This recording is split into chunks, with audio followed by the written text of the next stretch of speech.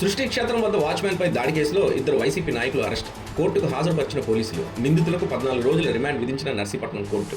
అనకాపల్లి జిల్లా నర్సీపట్నం సృష్టి క్షేత్రం వద్ద వాచ్మెన్పై దాడి ఘటనకు సంబంధించిన పోలీసులు కీలక చర్యలు చేపట్టారు. నర్సీపట్నం ఇన్ఛార్జి డీఎస్పీ ఈ శ్రీనివాసులు వివరాల ప్రకారం పట్టణ వైసీపీ అధ్యక్షుడు ఏకశివ, బలిఘట్టం వైసీపీ నేత సూర్ల నాయుడులను పోలీసులు అదుపులోకి తీసుకున్నారని, ఈ కేసులో ఇద్దరిని నర్సీపట్నం కోర్టుకు హాజరుపరచగా కోర్టు వారికి 14 రోజుల రిమాండ్ విధించిందన్నారు. ఈ ఘటనలో మరికొంతమంది ప్రమేయం ఉన్నట్టుగా భావిస్తున్న మాజీ ఎమ్మెల్యే గణేష్ మరియు ఆయన పిఏ బాబు కోసం గాలిస్తున్నట్టుగా పేర్కొన్నారు. ఇదిలా ఉండగా కేసు నేపథ్యంలో నర్సీపట్నం పోలీస్ స్టేషన్ వద్ద భారీగా బందోబస్తు ఏర్పాటు చేశారు. ఏవైనా అవాంఛనీయ ఘటనలు జరగకుండా అదనపు బలగాలను మోహరింపారు. మరోవైపు మాజీ ఎమ్మెల్యే నివాసం వద్దకు వైసీపీ నాయకులు, కార్యకర్తలు పెద్ద సంఖ్యలో చేరుకుండడంతో పరిస్థితులు ఉద్రిక్తంగా మారాయి. ఈ ఘటనపై పోలీసులు దర్యాప్తు కొనసాగిస్తున్నారు.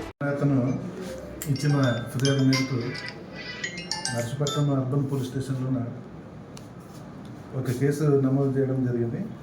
Crime number 60/26.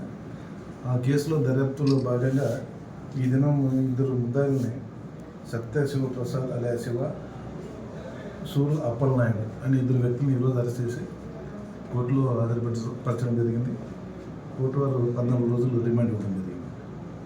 వీళ్ళిద్దరిని ఏ ఘటనలో అరెస్ట్ చేసేసారు? ఏ ఘటనకు సంబంధించి అరెస్ట్ చేశారు?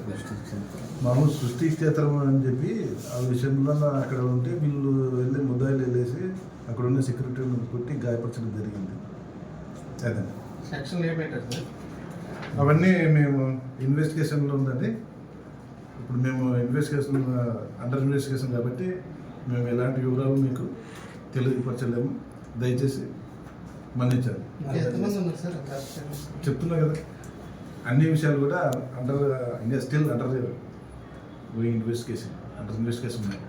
ఇప్పుడు ప్రస్తుత పరిస్థితుల్లో మేము ఎందుకంటే ఇన్వెస్టిగేషన్ కొద్దిగా ప్రాబ్లం అవుతుంది కాబట్టి ఇప్పుడు మేము ఇంటికి మించి మీకు ఎలాంటి వివరాలు తెలియపరచగలరు, మన్నించగలరు. రిమాండ్కి పంపించారు కదా సార్, సెక్షన్ లేకుండా రిమాండ్కి పంపించారా? ఏమండి?